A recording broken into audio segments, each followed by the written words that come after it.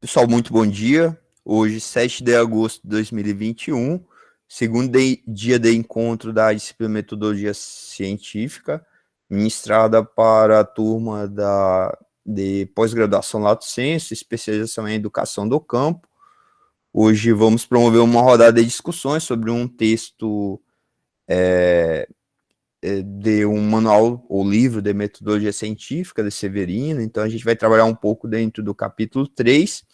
A nossa ideia agora é fazer uma rodada de discussões e em seguida a gente vê o que complementa. Então, fiquem à vontade. Lucélio levantou a mão.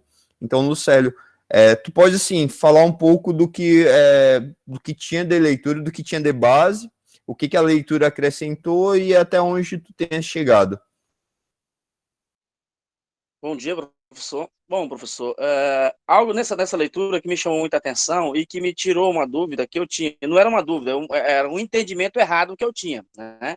Sobre o levantamento de hipóteses, lá que ele até usou, o autor, ele usou um parâmetro lá, uma parte da frase de Newton, né?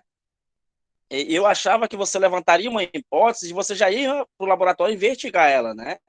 E é o contrário, né? Você primeiro tem que levantar uma hipótese, né? Para você levantar ela, vai tentar realizar ela e depois é que você vai para o laboratório para você tentar comprovar ela. Isso. E eu já ia para o lado, eu já pensava ao contrário. Eu acho que eu pensava que eu teria uma hipótese e eu já ia tentar provar ela, entendeu? Eu não tinha que tentar ver se isso era verdade, tentar ver a veracidade dessa hipótese que eu tinha levantado, entendeu?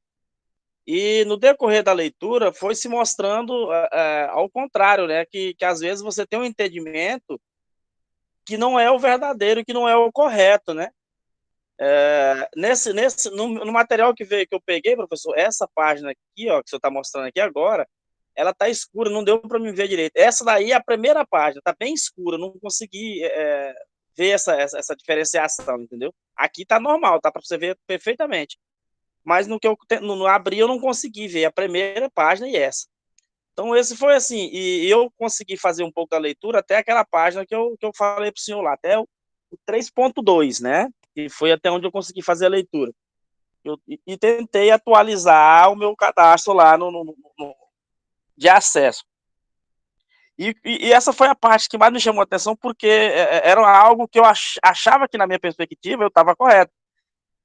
E, na verdade, eu estava erradíssimo, né? Você não pode pegar algo que você tem, é só uma hipótese e já tentar dizer que está correto. Não, você tem que tentar provar ela primeiro. Você levanta a hipótese, né? Estuda ela, vê todas quais as análises que você pode tirar daquilo ali, o que você pode tirar de proveito, para depois você ir para parte laboratorial para tentar comprovar.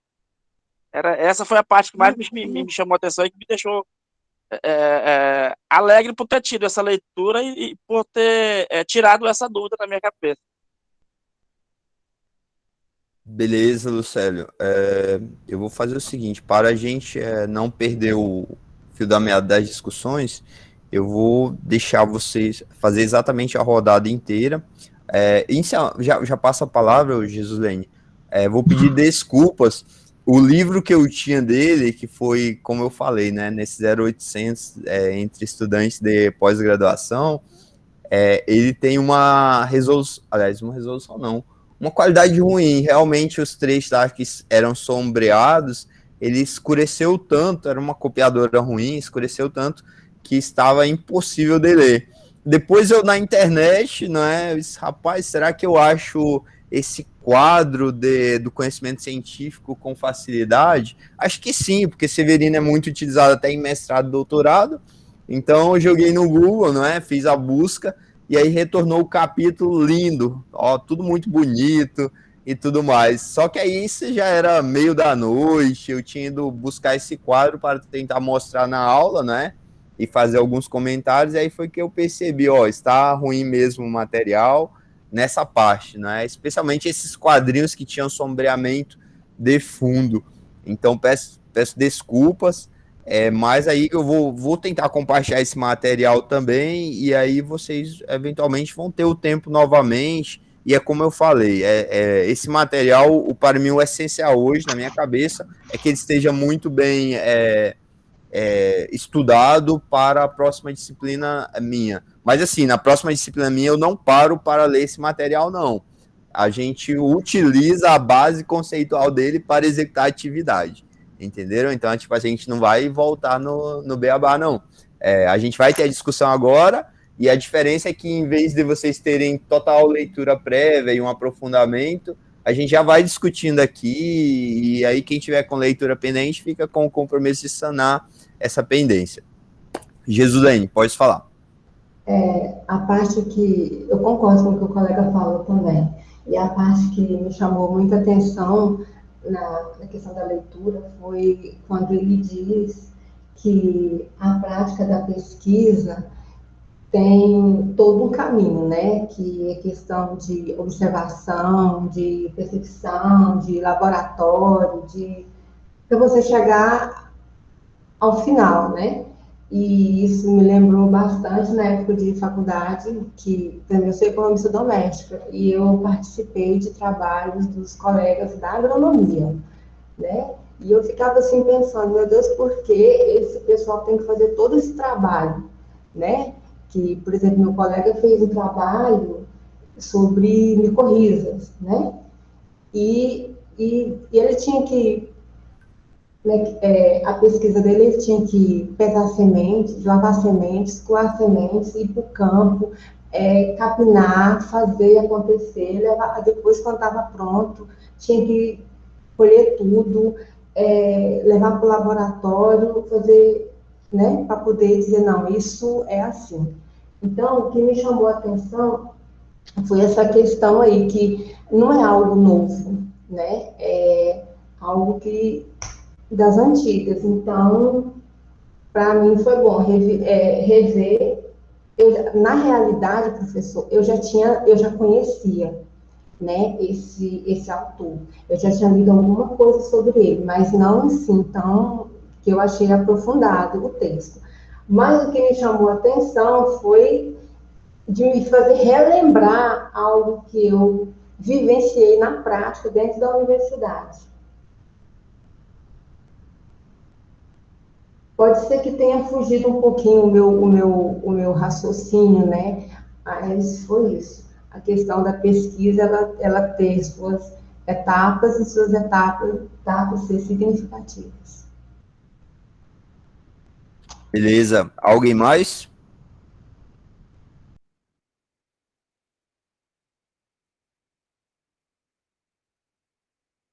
E aí, galera, como é que está a leitura? Só acho que 3 se manifestaram em relação à leitura, vou pressupor que os demais fizeram. Bom dia, professor e demais colegas. Eu fiz um Bom pouco dia. da leitura ontem à noite, mas eu também não consegui ler direito alguns pedaços. E pelo que eu li, né, é o caminho mesmo, né, percorrido nos métodos a ser utilizados na pesquisa, né, os levantamentos, a procura do problema, né, para levantar a hipótese e o caminho para chegar na solução, né, o resultado. E foi o que os demais colegas também já falaram. Beleza. Estão conseguindo me ouvir, não é? Sim. Brenda. Positivo, professor. Positivo. Brenda, pode tomar a palavra. Bom dia. Bom dia a todos. Eu consegui fazer a leitura do texto. Me fez relembrar alguns conceitos que eu já tinha tido na minha graduação anterior. E uma coisa que mexeu muito comigo, porque eu realmente não entendi e estava muito apagado, né? Foi esse quadro que você está compartilhando. Eu só queria que você me explicasse melhor, porque mesmo eu lendo, eu não consegui ter essa visão através desse quadro, por eu ter essa dificuldade de interpretação, geralmente de esquemas. Se você pudesse me explicar melhor. Muito bom. Beleza. Eu vou, como eu falei, né? Eu vou só esperar a gente fazer essa primeira rodada de discussões, aí eu abro a minha exposição. Eu só vou pedir que mais gente fale, porque aí eu vou anotando, vendo quais são as percepções, onde é que está. Assim, eventualmente alguém está com uma visão mais panorâmica, não é? Ou às vezes mais intuitiva, ou às vezes recuperando parte do que já teve. Até então, isso para mim não é problema algum. Mas, assim, o texto a gente precisa ter algum domínio e ele vai até bem mais que isso, né? Quando ele discute questões ontológicas, epistemológicas e alterações de paradigmas científicos quando a gente tem aquela transição lá dos métodos para as ciências naturais, mudando para as ciências humanas, não é? Então, assim, o texto ele traz bem mais coisas, tá, pessoal? Mas vamos lá ver nessa rodada de discussões. E aí eu tô anotando e eu tento fazer o atendimento disso. Tudo bem, Brenda? Sim, era e aí outra coisa também que Perdão. me chamou a atenção, foi que Hein, você professor? acabou de falar. Só um instante, só na ordem, Brenda, depois Lucélio. Me chamou também bastante a atenção esses outros termos que eu não tinha visto ainda, né? Por exemplo, essas questões do pluralismo, essas questões dos paradigmas. Então, isso para mim também é novo. Confesso que eu devo reler o texto mais um pouco, para mim estar aprofundando também. Me chamou bastante atenção. É algo que é novo para mim, que eu não tinha visto antes. Foi o que você acabou de falar, né? Beleza, vou já alinhar conceitos. Fiquem tranquilos por enquanto, tá? Eu só tô. Esse é o momento de vocês irem falando, que eu acho que a gente vai conseguir uma densidade um pouquinho melhor ainda nessa manhã. Beleza, Lucélio? Beleza. Professor, lá no texto também fala sobre quando você chega a um final onde se divide. Agora, eu não consegui entender, não é que eu não consegui entender, agora eu não consigo lembrar o nome, a palavra exata, lá onde fala que se diferencia, né, entre matemática, eu não sei se é ciências matemáticas, onde são dois termos que chegam ao final, no termo lá fala, agora me fugiu da memória aqui, qual que é a palavra exata que fala no texto, que chega a uma parte da pesquisa que ela se diferencia, né, ela tem dois eixos, um eixo mais matemático e um eixo mais técnico. Eu não lembro exatamente qual que é a palavra agora. Mas no texto lá fala, né, que você vai chegando a uma parte da pesquisa, com o levantamento de hipóteses, você chega na parte da pesquisa, que elas são diferenciadas, onde você começa a diferenciar. Ela entra uma parte que é praticamente matemática e uma outra. Eu não me lembro a palavra. Eu achei interessante aquilo ali também.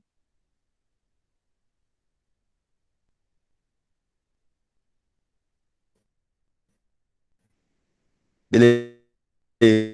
Heloísa. Bom dia novamente. Então, sobre a leitura, eu realizei a leitura até o item, chegando lá. Está me ouvindo? Ouvindo. Estão me escutando? Tá. Sobre a leitura, eu consegui chegar lá no item 3.2 também. E só relembrando uma fala de ontem, a questão do aproveitamento de algumas disciplinas. Fiz 2 especializações, só que eu não vou pedir esse aproveitamento justamente porque aqui fala na questão, as minhas dificuldades em relação a essa matéria quando a gente vai para a prática. Porque, assim, quando eu tenho um objeto de estudo e a formulação das hipóteses e as estratégias que eu vou utilizar, eu tive muita dificuldade. E até naquela questão que tem o exemplo, né, que o Lucianildo falou aqui do exemplo de Newton,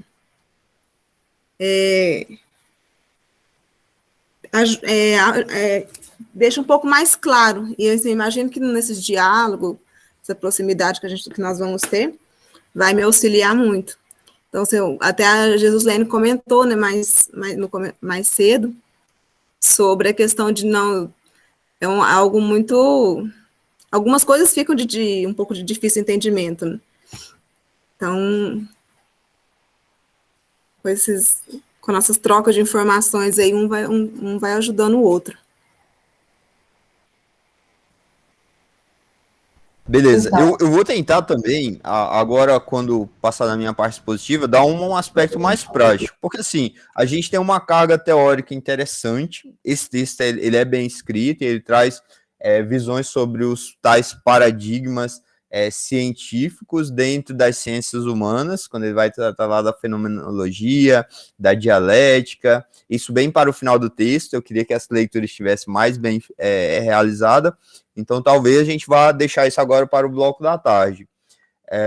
Então ele é um texto interessante, e aí eu falo isso, pessoal, porque o que eu penso para a formação de vocês? Quem vai pegar a especialização para aprimorar um pouco a prática docente da educação do campo, e eventualmente não vai estar em rotina de pesquisa, não vai estar em rotina de publicação, não quer seguir mestrado, talvez o reforço do instrumental mais básico de metodologia já supra.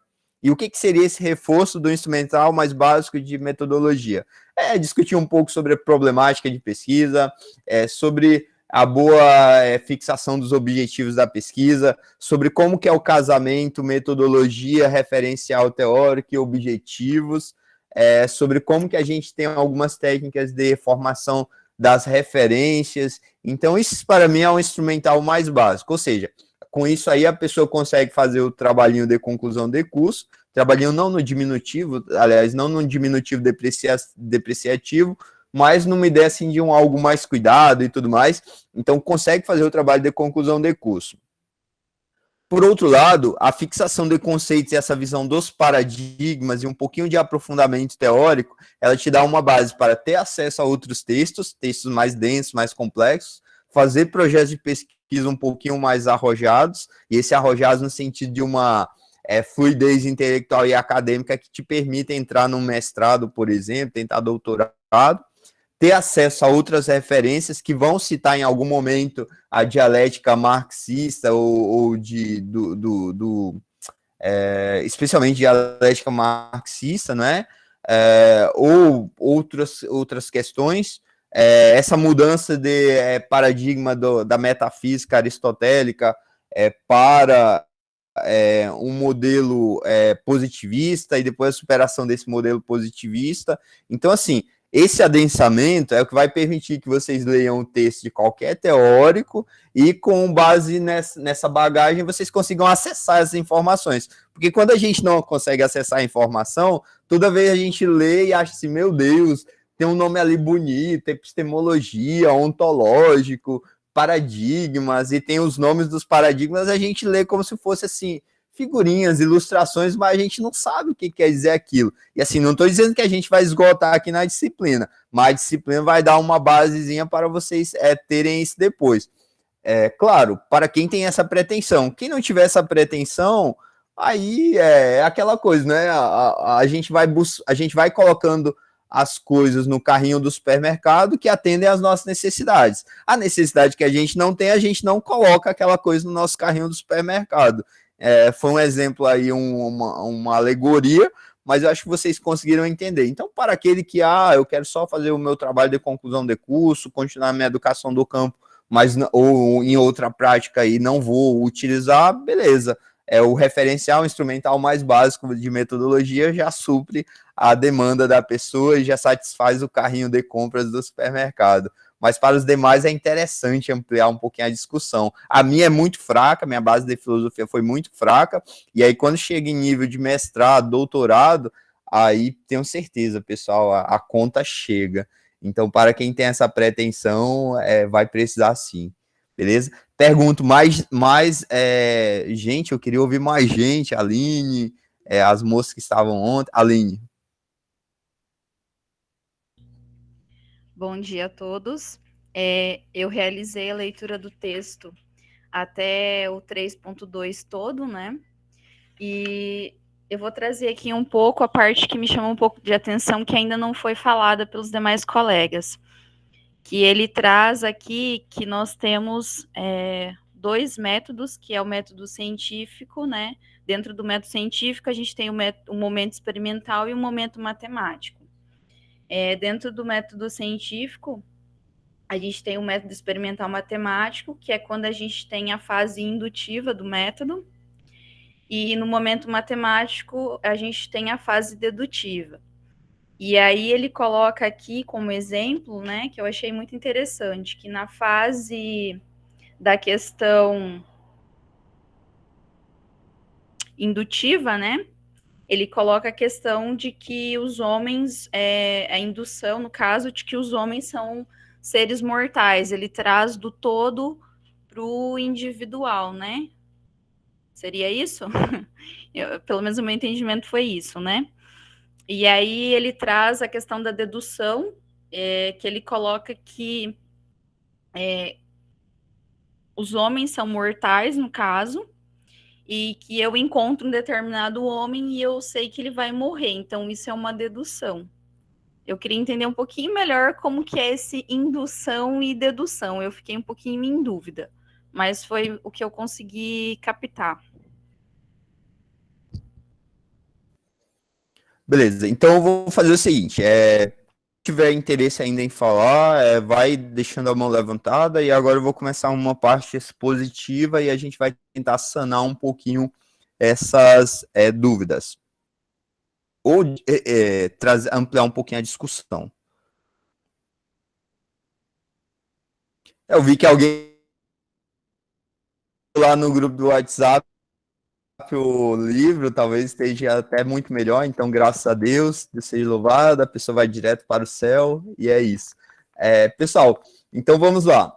Algumas coisas que o texto põe, que assim, eu vou tentar falar para vocês de uma forma geral, mas também de uma forma aplicada aos projetos de pesquisa. Primeiro, metodologia científica. Quando eu fiz na UFBA no semestre passado, eu fiz tanta parte de... Mentira, na verdade eu larguei as duas, tranquei o semestre passado, que é o meu segundo mestrado, e eu não consegui acumular com o doutorado. Mas no semestre passado, eu fiz uma coisa bastante ousada, que foi matricular na de metodologia, métodos qualitativos e métodos quantitativos. Ou seja, eu fui para um professor que tinha uma abordagem e fui para um professor que tinha outra abordagem. O da metodologia quantitativa, como a gente já consegue perceber um pouco, ele tinha uma abordagem muito focada em elementos especialmente da estatística inferencial. O que seriam esses elementos da estatística inferencial? Aqueles elementos que permitem, a partir de um determinado recorte, que a gente vai chamar de amostra. A amostra é uma parte da população, a população é aquele todo que a gente está investigando. Esses termos, população, amostra... Nossa, deixa eu buscar aqui água rapidão.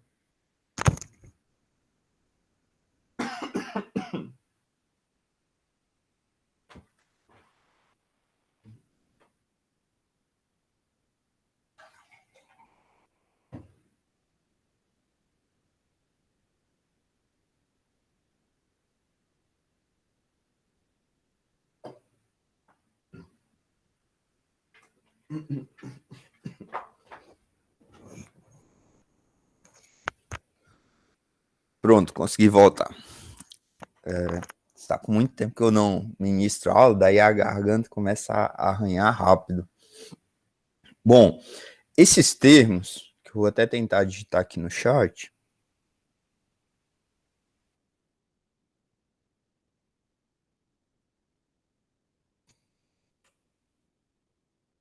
População, amostra, recorte, são termos com os quais vocês vão se deparar sempre quando vocês estão tratando de pesquisa científica.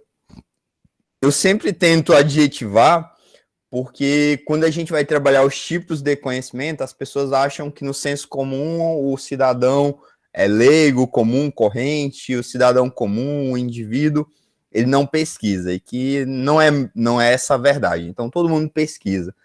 Quando a pessoa quer namorar, ela começa a buscar informações da vida de alguém, a mulher quer saber se o homem já foi casado, se ele tem filhos, pode ocorrer o inverso, o homem descobre coisas que eventualmente a mulher gosta, lugares onde ela vai, sei lá. Um descobre o número do telefone, busca as redes sociais. Então, assim, a gente faz pesquisa em todo tipo de atividade nossa, em qualquer papel social que a gente desempenhe. Então, por isso que eu gosto de adjetivar, né? Então, pesquisa científica. Então, quando a gente fala em pesquisa científica, a gente vai ter sempre essas menções à população, amostra, recorte. Recorte não necessariamente é relacionado com o objeto da nossa pesquisa, mas também pode ser dentro lá do aporte teórico nosso. Aporte teórico vai ser sempre o conjunto de teorias, conceitos, a base teórica que vocês vão utilizar para fazer qualquer pesquisa. Então são coisas assim que vocês precisam resgatar. Vocês sabem, intuitivamente a gente sabe que se a gente pesquisa para tentar descobrir algo, esse algo que a gente tenta descobrir está relacionado com um problema que a gente identificou, esse problema que a gente identificou está relacionado com alguma coisa que a gente valorou ou avaliou como mais relevante. Então, e esse problema, normalmente ele envolve um tempo, um espaço, indivíduos, grupos, ou pelo menos categorias de conhecimentos ou conjunto de conhecimentos. Porque existem pesquisas que podem ser mais práticas, como, por exemplo, as pesquisas que a gente chama de pesquisas aplicadas, e existem pesquisas que a gente vai chamar de pesquisas básicas, que talvez a nomenclatura não ficou nem tão legal, mas elas são de natureza mais teórica. Então, alguém, por exemplo, pode querer avaliar quantos são os conceitos dentro de uma determinada área para a gestão de pessoas, lá na administração. Então, é um estudo mais teórico. E existe gente que faz estudo, por exemplo, assim. Eu quero saber, na principal revista de administração pública, quais são as temáticas tratadas na última década e como é que aquilo é trabalhado.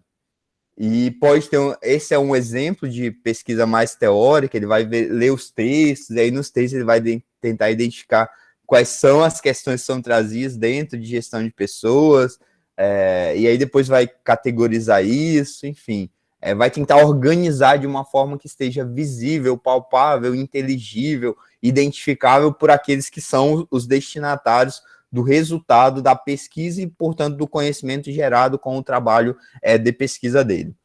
Já tem aqueles que fazem trabalhos de pesquisa aplicada, vão pegar os alunos na escola, vão tentar identificar quais são as causas da evasão, não é? Por que alguns deixam de comparecer à escola, e aí, por consequência, a gente já consegue identificar o problema. Então, o problema daquela pessoa permeia ou está em torno da evasão.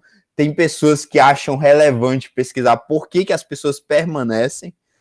Eu tenho um exemplo de um trabalho que ficou muito bonito, feito no Instituto Federal de Sergipe, que o título é exatamente Por que ficam os que ficam, e aí a moça ficou 2 anos pesquisando na educação de jovens e adultos por que aquelas pessoas ficavam, diferentemente de todos os trabalhos da EJA que ela tinha pesquisado, que era por que as pessoas se vão, e ela queria saber por que as pessoas ficam, e ficou um trabalho muito bonito, gerou um documentário e por aí vai. Bom, comecei a falar então que a gente tem diferentes tipos de pesquisa ou utilidades que a gente dá para as pesquisas. A gente tem pesquisa básica, de natureza mais teórica, a gente tem pesquisa de natureza mais aplicada e, portanto, que tenta resolver um problema, dar solução para um problema social, identificável, um pouquinho mais palpável. Bom, alguém chegando?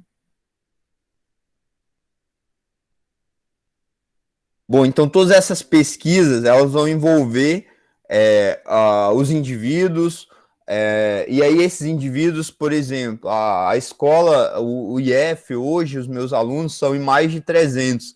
Eu consigo fazer estudos que envolvam todos esses 300 alunos? Depende do meu estudo. Se for um estudo com base em instrumentos de pesquisa como questionários, que tem fácil tabulação, hoje ainda mais com recursos de tecnologia da informação e comunicação, eu consigo chegar com tranquilidade a esses 300 alunos. Mas quando eu quero fazer uma coisa mais aprofundada, que aí vai realmente descobrir as causas daqueles fatos observados, aí eu preciso de mais texto, eu preciso ouvir mais, eu preciso entrevistar, eu preciso coletar manuscritos, enfim. E aí depois, para eu tratar isso, vira um mundo de coisas e eu não tenho perna. Então é por isso que muitas vezes os estudos, eles não trabalham com todos os indivíduos que estão relacionados com aquela situação problemática identificada. Estão conseguindo acompanhar? Eu sempre tenho um estudo, esse meu estudo ele gira em torno de um problema, o problema é uma questão que eu julguei relevante de ser pesquisada ao longo de um tempo, é muito provável que essa questão relevante que vai ser pesquisada ao longo de um tempo envolva indivíduos, esses indivíduos vão compor o que a gente chama de população, essa população muitas vezes, aliás, algumas das vezes ela é grande, em tamanho que eu não consigo chegar a todos, e aí quando eu constato essa situação de maneira justificada, eu posso chegar a recortes ou delimitações que a gente vai chamar de amostra, desde que a amostra, como ela tem esse nome, ela utilize técnicas relacionadas com as áreas exatas que chegam à definição de quais serão os indivíduos realmente participantes da minha pesquisa, beleza? Então, população, amostra tem uma relação, não são termos idênticos, pelo amor de Deus. Quando eu não uso uma metodologia de cálculo, de exatas, que me define qual que vai ser o indivíduo, ou quais que serão os indivíduos, e qual o total de indivíduos dentro de uma população que eu vou selecionar por métodos matemáticos ou exatos, eu não posso falar em amostra, aí eu vou ter que falar, não, eu fiz uma seleção com base em critérios de censo, ou seja, eu imaginei, a partir dos meus estudos na área, que seria relevante eu pegar estudantes de baixa renda, ou só os evadidos, de um determinado ano, também por capacidade operacional. Capacidade operacional, pessoal, que eu falo, é o tanto de força, trabalho, tempo, recurso que o pesquisador consegue dedicar para aquilo que ele quer investigar. Não adianta também eu querer investigar o mundo e eu não consigo fazer nem a minha cidade, né? Nem um terço da minha cidade. Então tem tudo para ser fracassado. E aí eu vou chamar a atenção aqui para uma coisa que o Lucélio falou, e o Lucélio disse assim, não, primeiro eu levanto as hipóteses a partir de um estudo exaustivo. Bom, e aí eu também, como que eu vou definir a questão de amostra? Pessoal, ninguém parte do nada. Então, a primeira coisa que qualquer pesquisador tem que ter feito é leitura.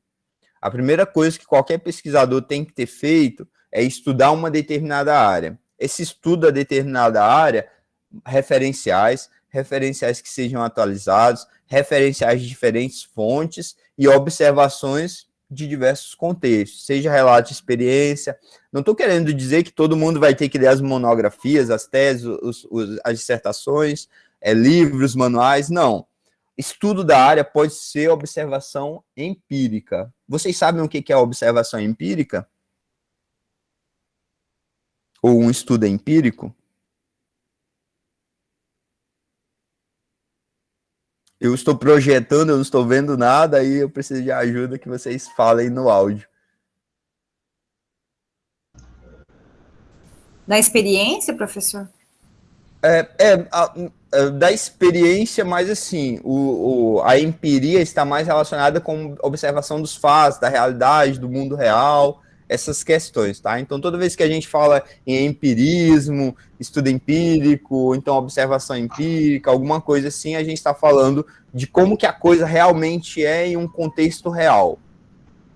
Beleza? Então, isso pode existir. Alguém pode ter ficado observando, por exemplo, bullying nas escolas. Alguém pode ser um profissional da educação e ter observado diferentes atitudes, diferentes consequências, quais eram as pessoas atingidas, quais eram as que praticavam, entenderam? Então, isso aí é observação, isso aí é a realidade, é o fato. Então, isso é um estudo empírico. Ele está indo lá na realidade e pode gerar anotações, pode gerar observações, pode ser sistemático, pode ser assistemático. Sistemático, aí vocês pensam na pessoa metodológica, que tem um diário, ou então tem um registro, ou então tem formas de classificar esses fenômenos que ela observa. A sistemática aí foi coletando ao longo da vida, da experiência de vida. Esse é assim, na ciência, pessoal, quanto mais vocês conseguirem demonstrar que vocês organizaram melhor as coisas no tempo, no espaço, e dividindo entre características que representam cada coisa,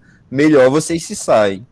Então, a ciência, ela tenta ser precisa, distinguir, quem pratica bullying, a gente tem dois indivíduos, a gente tem o praticante, a gente tem o ofendido, ou aquele que sofre, a gente tem diferentes tipos de prática, em razão, às vezes, da orientação sexual, da cor da pele, do tipo de cabelo, do extrato ou classe social. Então, percebam que a pessoa começa a fazer o que a gente chama na academia de categorizar. Ou seja, ela separa os indivíduos, os fenômenos, os fatos, em categorias de acordo com aquilo que realmente os define e diferencia da outra coisa. Então, consigo diferenciar o praticante do bullying daquele que sofre o bullying. Beleza, esse foi fácil. Mas eu consigo diferenciar diferentes categorias daquele que sofre o bullying, em razão da orientação sexual, sei lá, gay, lésbica, alguma coisa nesse sentido. E aquele também que pratica, ele pratica por conta do tipo do cabelo ou da cor da pele, ou então do extrato social, ou então da localidade onde a pessoa reside. Aqui na cidade onde eu resido, tem 2 bairros que são bastante comentados, Calafate, Caladinho. Caladinho é uma invasão em que é bastante precária a condição de vida das pessoas, Aroeira, aparece pessoa decapitada, membro de facção. Então, assim, existem diferentes tipos de bullying. E na academia, a gente faz esse esforço de definir os fenômenos, estabelecer as características dele, e a partir disso a gente vai trabalhando. E categorizar é como se vocês pegassem a mulher vai saber fazer isso muito bem, melhor que nós homens, talvez, né? E aqui o preconceito também, tá? Não que homem não possa fazer, né? Mas beleza, vamos lá, usar o meu preconceito. Categorizar seria como se a roupa X, que eu lembro que sempre leio na embalagem do sabão líquido, não é? Da lavadora, lá roupas escuras separado, alguma coisa assim. Então, categorizar é colocar o que é vermelho no seu vermelho, é colocar o que, sei lá, vai estragar, se misturar, vai ficar com a roupa escura lá, o preto, com roupa branca e vai ficar todo manchado, todo cheio de bolinhas, linhas e tudo mais. Então, categorizar é isso, é fazer a boa separação, mas essa separação é com base em coisas que realmente trazem as características que delimitam cada fato, cada fenômeno. Eu falei que a pessoa, o pesquisador, antes de fazer qualquer coisa, ele estuda pela observação dos fenômenos, que a gente vai falar de um estudo empírico, mas que não basta, tá, pessoal? A ciência, a academia, ela não pode ser estritamente empírica. Então, aquela pessoa que só descreve realidades, alguma coisa assim, bom, aí também é um embate dentro da academia, tá? Porque a gente tem áreas como acho que a da psicologia, da sociologia, que eles levantam que sim, esses estudos etnográficos, que veem o comportamento dos indivíduos e descrevem e vão tentando categorizar, eles por si só têm o seu valor e trazem as formas de produção e reprodução da sociedade. Ou seja, como que a sociedade vem se constituindo, como que ela vem se mantendo, como que ela divide as funções, os papéis. Só que mesmo isso tem uma base teórica também por trás. Mas beleza, voltando. Então o pesquisador estuda pela observação dos fatos, dos fenômenos, e ele estuda a partir da coleta de fontes de referências. Essas referências ele vai buscar aquelas que são de maneira mais popular, mais credenciadas. Então, quem que vai ser credenciado para falar sobre bullying? Então, eu vou buscar pessoas de psicologia, e essas pessoas elas escrevem livros, elas publicam artigos, existem áreas que estudam só isso, então vou buscar nessas. Eu que venho do direito, a gente tem os principais autores em cada área, então se eu pensar assim, um direito constitucional, as pessoas não gostam muito, mas vai ter um Gilmar Mendes, vai ter um Marcelo Novellino, então assim, e se eu for falar de direito internacional privado, não pode falar, aliás, direito internacional, não pode faltar o Paulo Henrique Gonçalves Portela e a Flávia Piovesan.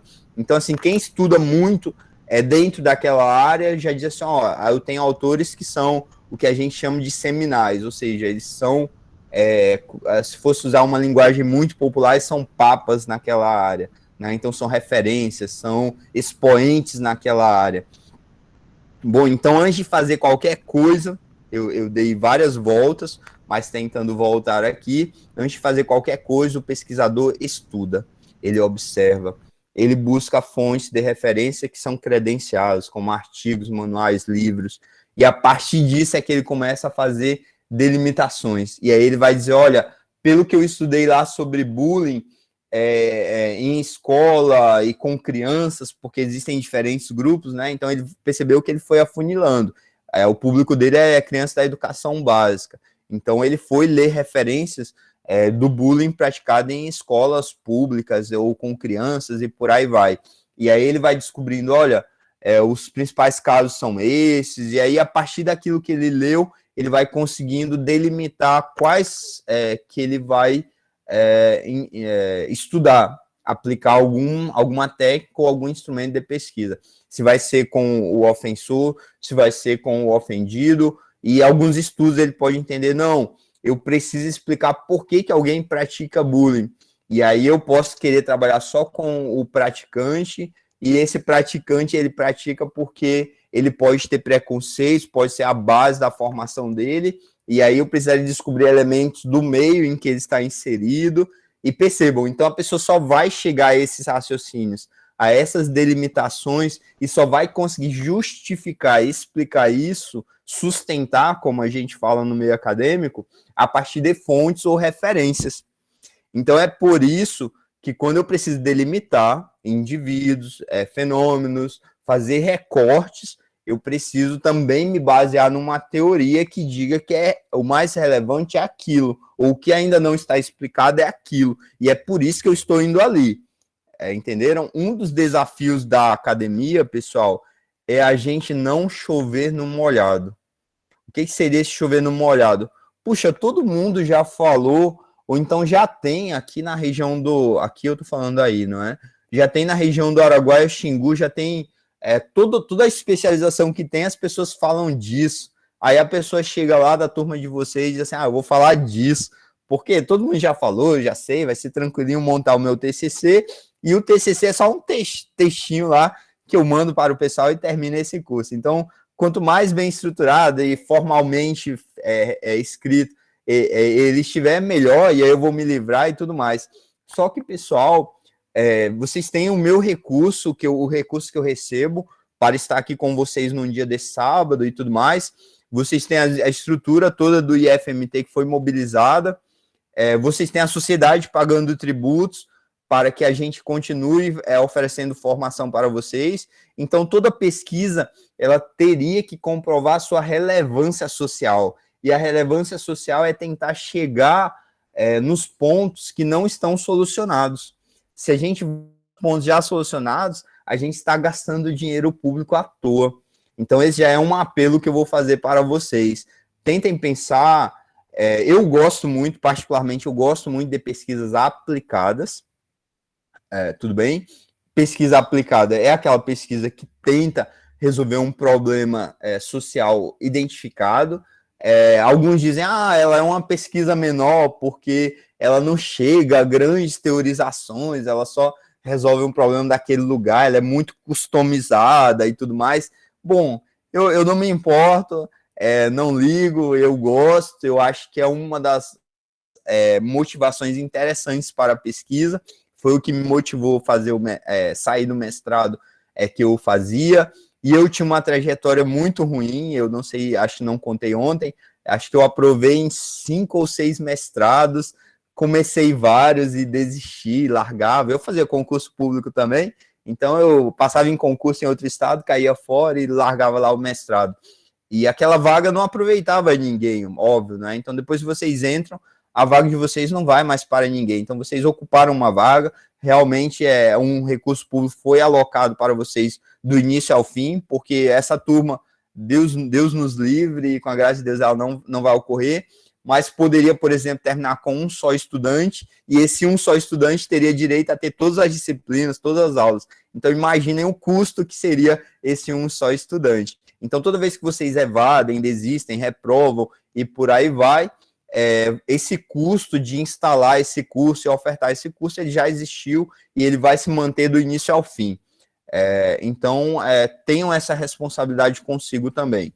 Voltando, né? Acabei de dar mais uma volta. Toda pesquisa ela tem que se justificar socialmente falando. Então, tentem não chover no molhado. Tentem, minha orientação, eu gosto de pesquisa aplicada, tentem buscar um problema, uma questão social relevante, questão social relevante que não tenha sido suficientemente tratada. Professor, como é que eu posso dizer se foi ou não suficientemente tratado? Volta lá, estudo. Lembram que eu falei? A observação dos fatos, o estudo empírico, mas também um estudo teórico. Então, se você pensa num tema, num problema, numa área de pesquisa, já vai fazer um levantamento de referências. Ah, e onde que eu busco isso? Ah, tenta descobrir se existem instituições de referência naquela área. Tenta descobrir se existem trabalhos de referência naquela área. Todo trabalho de referência naquela área vai trazer um conjunto de referências ao final dele. Tenta acessar isso também. Então, isso aí já vai aumentando, assim, em progressão geométrica, o volume de informações que tu terás a analisar ao longo da tua pesquisa. E aqui eu consigo explicar, com essa base, eu consigo explicar como que eu delimito algo, em termos de população, chegando à minha amostra, ou não precisava ser amostra, tá? Pode ser um recorte, e esse recorte eu estou querendo dizer que não precisa necessariamente ter uma técnica estatística para chegar até ele, desde que eu consiga justificar, porque o pesquisador ele precisa se justificar sempre. É igual aquele marido que chega atrasado, que perde algum compromisso, alguma coisa assim, preconceito meu de novo, né? Porque pode ser que não seja só com homem, pode ser que seja com mulher e por aí vai. Então, se justificar. E aí eu chego à questão das hipóteses que o Lucélio trouxe. Pessoal, primeiro, formulação de hipóteses é muito mais aplicável aqui a minha formação em termos de metodologia, tá? Porque não é impossível que tenha pesquisadores que adotam classificações diferentes. Então, assim, quando eu estudei nos programas de mestrado, doutorado em que eu entrei, hipótese era muito mais relacionada, primeiro, com o método hipotético ou hipotético dedutivo, e segundo, para exatas. Então, toda vez que eu tenho, por exemplo, hipótese 1 é isso, aí eu vou lá, tenho que ter uma metodologia para testar, e é muito mais utilizada em trabalhos ou pesquisas de natureza quantitativa. Normalmente, os trabalhos de natureza qualitativa ou abordagem qualitativa preferem trazer premissas ou pressupostos. Então, isso é muito mais comum a gente fazer essas diferenciações. Mas não é impossível. Então, o nosso texto mesmo, quando ele vai definir hipótese, ele não faz essa distinção. E aí eu estou falando esse texto Severino, tá, pessoal? Quando ele vai fazer essa definição da hipótese, ele não diz, hipótese é para métodos quant e pressupostos ou premissa para métodos quali. Isso aí é uma coisa que eu mesmo uso. Meu orientador do mestrado na UFBA, quando eu coloquei hipótese, ele diz, não, mas cadê o cálculo envolvido nisso aí? Então, assim, pode ser uma abordagem mais dos doutores que atuaram na minha formação que de material teórico mesmo, tanto que Severino não vai falar disso, tá, pessoal? Mas eu faço essas diferenciações. Mas se a gente pensar assim, hipótese de uma maneira geral, sem tentar pensar hipótese vinculada a métodos quantitativos, a gente tem, primeiro, a definição da hipótese. Eu sempre trago definição de hipótese, que uma filha de 7 anos de um ex-chefe meu falou, e ela, claro que ela deve ter visto algum programinha desses educativos, e ela disse na sala de aula para a professora, hipótese é uma tese que precisa ser testada. E, de fato, o nosso material, ele dá um conceito bem mais elaborado, mas nesse sentido, a gente tem possibilidades sobre aqueles fenômenos que elas vão ser validadas ou não. Mas, assim, a pessoa vai fazer um determinado estudo, as hipóteses, novamente, não surgem do nada.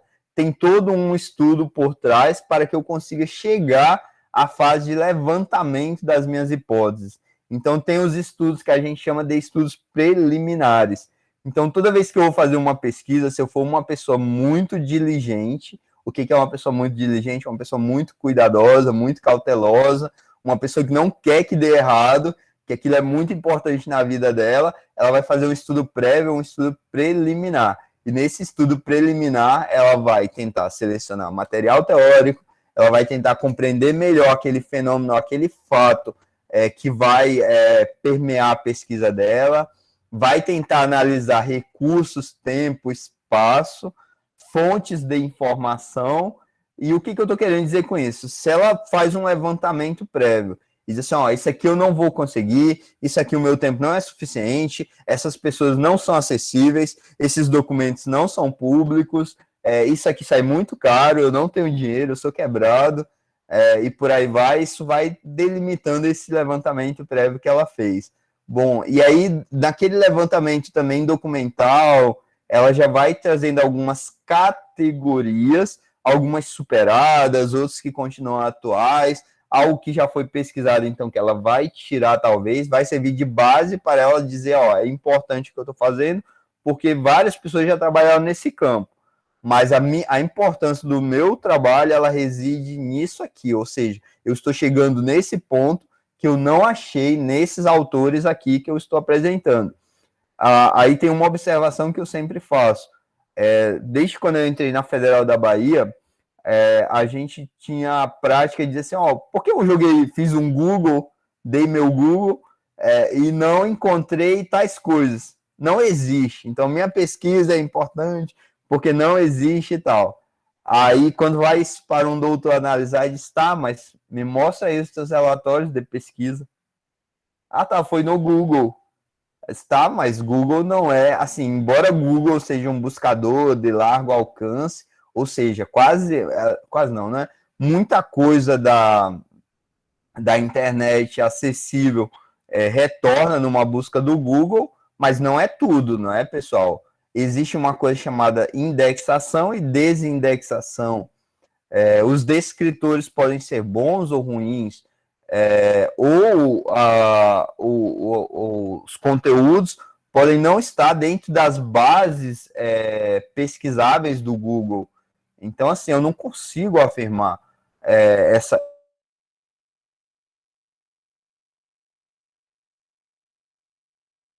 questão sem apresentar um ótimo relatório da minha UFBA. A gente diz o que a gente pesquisou, como é que foram os levantamentos, mas evita-se ao máximo o pesquisador cauteloso dizer que algo não existe. É muito difícil falar que algo não existe. É muito difícil falar que algo não está suficientemente trabalhado.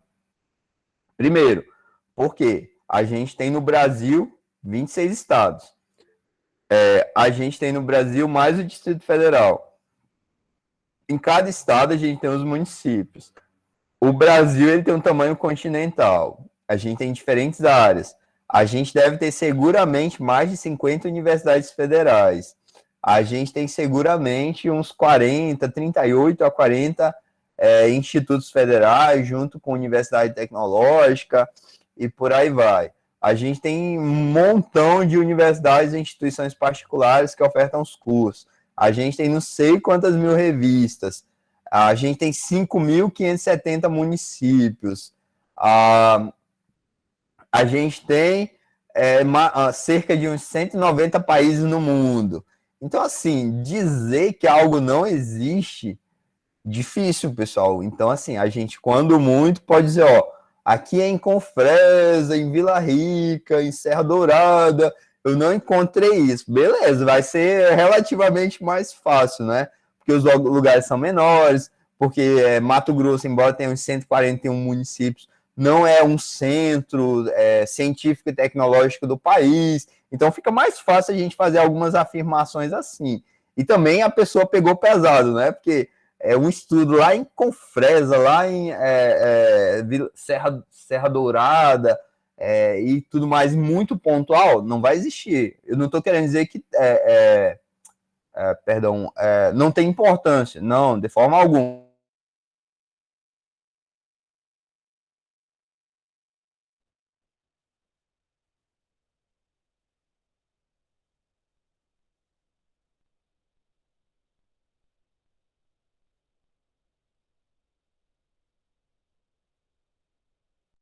Eu estou querendo dizer que os grandes centros tecnológicos científicos, nosso fluxo aqui do quadro. Pessoal, eu não estou vendo, eu ouvi um barulhinho, não sei se alguém levantou a mão, se alguém ia falar. Se quiser, já interrompe agora, porque eu não estou vendo mesmo. Lorena, era a Lorena. Fala, Lorena.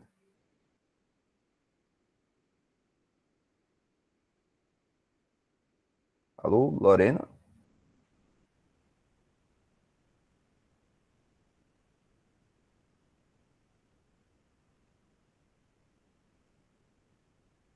Vixe. E aí, como é que tu vai se fazer?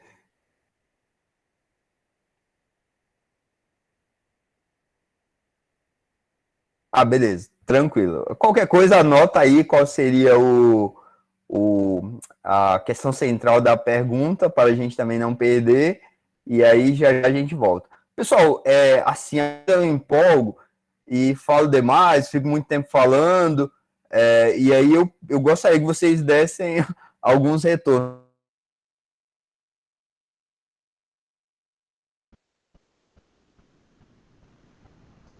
É, Vai dar nem, sei lá, de um terço gentil, tá? A gente não vai dar décimo das questões relevantes que tem para tratar sobre metodologia e por aí vai. Então, pode ser que eu seja mais longo e tudo mais, mas eu tô tentando de fazer o meu melhor e, às vezes, quando é o público mais jovem, eu delimito, a apresentação fica mais tranquilinha, mas com vocês, eu estou entendendo que não foi tão necessário, mas aí vocês também vão dosando aí, vão dizendo, tá? tá Diga, ótimo, Jesus. professor. Tá ótimo. As suas colocações são excelentes. Tá ótimo. Beleza, então vou voltar aqui. O Jacirlene, hoje eu pronunciei certo. Eu estou gravando a aula, então vou baixar o vídeo, vou fazer o carregamento, vou fazer o compartilhamento, e aí não vai ter prejuízo. Acho que se algum momento, pessoal, o meu áudio ficar muito ruim, alguma coisa assim, vocês avisem, tá? Que aí eu repito o que eu eventualmente houver falado. Mas senão eu vou entender que estava ficando bom, que estava bom, ou pelo menos razoável, e depois o vídeo da gravação pode ser acessado e a pessoa pode ouvir e entender por si só em outro momento. Diga, Rosemary. Então, assim, o método... Bom dia, né, primeiro. Então, quer dizer que o método não é só... Peraí, o que aconteceu? Peraí. Então, quer dizer que o método científico não é só seguir e aplicar uma técnica. Tem de ter um fundamento que sustenta e justifica e que tenha comprovação científica. Um dos pontos iniciais do nosso texto, do capítulo lá do Severino, ele vai falando desse entrelaçamento entre a teoria e a metodologia. Talvez uma das principais dificuldades do pesquisador, e é nisso que às vezes uma pessoa faz um projeto, passa para um doutorado e outro não, reside nisso. Ou seja, esse seria um ponto chave para a gente distinguir projetos bons, projetos ruins, trabalhos que tiveram uma contribuição boa e trabalhos que não têm. Então a gente tem que ter um casamento, e esse casamento ele não vai ser só um casal, vai ser meio que um trisal ou um quarteto entre a metodologia essa que tem que realmente contribuir para atingir objetivos, e metodologia que tem que estar baseada em um referencial teórico. Então, esse é um trisal que ele tem que existir, ele tem que funcionar bem. Entendeu? Então, toda metodologia ela só vai existir porque eu preciso de uma forma para alcançar meus resultados. Resultados metodologia essa, que vai estar dentro de uma área de conhecimento, porque ninguém vai tentar chegar a um resultado no nada. A pessoa tenta chegar a um resultado dentro de uma área de conhecimento, dentro de uma observação empírica, dentro de uma base teórica que ela já conseguiu formular antes naquele estudo prévio. Então, o primeiro trabalhinho de vocês, não trabalhinho em sentido de atividade de classe, mas o primeiro esforço que vocês têm que começar a fazer agora, que vocês estão iniciando uma especialização, se vocês querem imprimir qualidade na formação de vocês, ou seja, se vocês querem fazer algo que vocês assim, se orgulhem, e aí uma das coisas que eu sempre adotei na minha vida foi isso. Meu Deus, será que os trabalhos que eu estou fazendo na graduação, na especialização, no mestrado, quando alguém lê, eu não vou morrer de vergonha? Entenderam? Assim, isso é para mim, tá? Não estou dizendo que alguém tem que ser exatamente igual. Mas para mim é um parâmetro que funciona bem. Quando eu olho o meu trabalho da graduação, eu digo assim, puxa, faltou tanta coisa, mas naquele momento da minha vida, com o conhecimento de vida que eu tinha, aos 18, 19 anos, com os materiais, com os livros que eu conseguia comprar, com o que eu tinha conseguido aprender nas disciplinas, com o que eu consegui pesquisar, aí eu olho e digo, não, eu estava bom. Então, e isso é legal, pessoal, isso é muito bom. E é muito bom ainda quando alguém lê e diz assim, puxa, está bem escrito, a temática é relevante, tenta resolver um problema. A outra coisa que eu adoro mesmo, dados, pessoal. Quando eu vejo um trabalho que as pessoas replicam textos, nossa, dá uma tristeza, assim, fiquei enfadonho. Mas quando eu vejo um trabalho que tem levantamentos, ou seja, tem coisas inéditas, realmente está me mostrando algo. Como, por exemplo, as escolas do campo na região de Confresa, em termos de bullying, ou então as escolas do campo na região do Araguaia, em termos de, sei lá, formação de professores. E aí eu vou conhecendo a realidade. Nossa, não tem coisa mais interessante. E aí, às vezes, eu vou conhecendo a realidade a partir do ponto de vista de diferentes atores da educação, o professor, o gestor, o coordenador, o aluno, o familiar do aluno, o pai responsável, a família, né? Ou demais educadores. Então, a partir deles foram feitas entrevistas. Isso aí são dados, pessoal. São dados ou são informações primárias, aquelas que vocês mesmos geraram a partir de instrumentos ou ferramentas de coleta. Isso aí, pelo simples fato de o trabalho de vocês ter tido isso, ele já vai se tornar inédito, ele já vai se tornar, ser um trabalho diferente de todos os outros trabalhos, porque as pessoas não conversaram com aquelas mesmas pessoas, as pessoas não coletaram as mesmas informações, e um outro distintivo, tá? Eu falei dados ou informações primárias, porque existem dados ou informações secundárias. Às vezes a pessoa vai lá e coleta de um livro, de uma pesquisa que já foi feita pela Secretaria de Educação. Não é de todo ruim, porque às vezes eu encontro dados primários que foram coletados pelo IBGE e consigo dar tratamentos interessantes para eles. Por exemplo, se o IBGE já fez vários levantamentos, traçou indicadores para os municípios da região Nordeste e Mato Grosso, que é uma região hoje que me interessa, e já disse, olha, aqui morre tantas crianças, a taxa de mortalidade infantil é tal, que é altíssima comparada com outras regiões do estado de Mato Grosso. Aqui o nosso PIB é ruim, a divisão, os índices de empregabilidade são ruins, e por aí vai. Aí eu começo a casar com outras coisas da minha pesquisa. Ou seja, por que as pessoas controlam menos os políticos? Por que tem mais corrupção? Porque às vezes a educação é falha, porque as pessoas passam muita privação. Então, eu vou tentando ver se essas questões, que aí eu já vou chamar de variáveis, o que são variáveis? São elementos ou são questões que são que são importantes para chegar a um determinado resultado da minha pesquisa. E aí eu quero saber se elas têm relação. Será que as pessoas controlam menos o prefeito porque elas têm menos escolaridade? E aí, a princípio, a gente pensa que são duas variáveis, fiscalizar o prefeito e escolaridade. São variáveis que têm relação entre si, tem o que a gente chama de correlação. Só que o meu estudo, eu não posso fazer uma coisa tão amadora. Eu tenho que verificar quais são os índices de educação do local, eu tenho que fazer testagens com acompanhamento ou controle social dos gastos públicos, e aí se na minha metodologia, com um cálculo, eu conseguir provar que toda vez que tem alta escolaridade, acompanha melhor o prefeito, e toda vez que tem baixa escolaridade, acompanha menos o prefeito, a prefeitura, o gasto público, aí eu vou identificar que tem correlação é um termo da estatística, que seria a proximidade, a relação direta entre duas ou mais variáveis, que tem uma correlação forte.